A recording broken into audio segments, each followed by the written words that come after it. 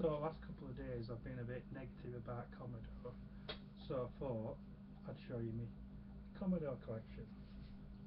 So the first one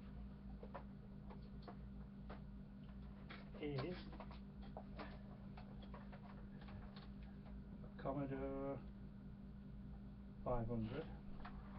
This one has an extra half a meg and the upgraded Gary chip, and it's in quite good nick actually. I don't use it that much, but I quite like it.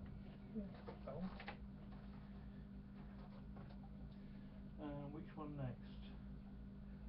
I would say this is my Amiga, or camera 8, way that way. It's my Amiga 1200.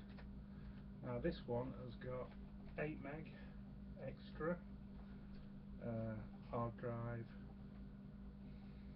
and clock. I think I've got a clock in it as well. What else have I got? Oh, here it is. This is my Commodore CD32.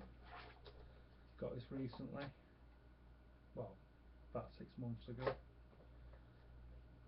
and I quite like that one. Nice little console. What else? Ooh, this. Oh, no, not there. It's my Amiga 600 with a switch, VGA port, NMI switch there. This has got a lot in it.